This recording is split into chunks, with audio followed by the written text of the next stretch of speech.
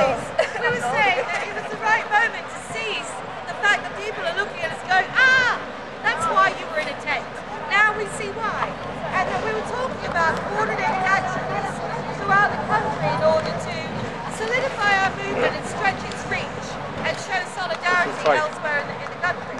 And then that also going on to working internationally. We also said it didn't need to be mass actions. You don't have to get 500 people in every town. You maybe only need utilising alternative media, and we wanted to empower that as well.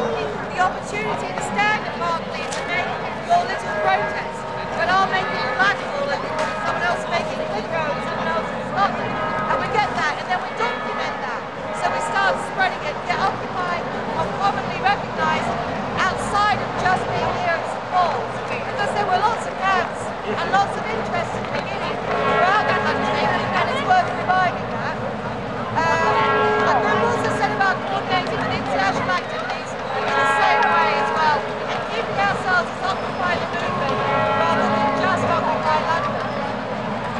An interesting idea came up about cooperatives, as they're much like the Quakers, they're all over the country, and they have very similar views on a lot of issues that we had, and we thought about Occupy tying in with cooperatives as a way of getting a network throughout the country in which to sort of get involved in, and we understand they're political as well, or they have a party. Right here. We wanted to start empowering and including and highlighting independent media and alternative media. You know, we're always complaining that we're not in the mainstream press, and we never will be. And we're this fabulous publication, which we really could do in other outlets elsewhere in the country for as well, because it's a great publication. But also empowering independent media and all the local media that we can get involved in.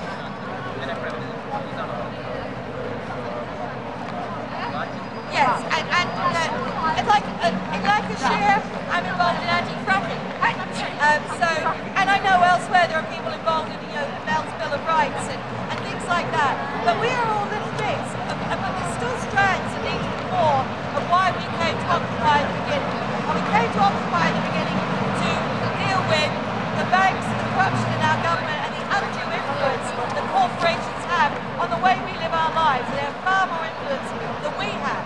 And we need to get back to that core. I'll still fight fracking, but I know full well if I can hit that core, that doesn't get the finance, lobbying and influence that it's had to make it happen.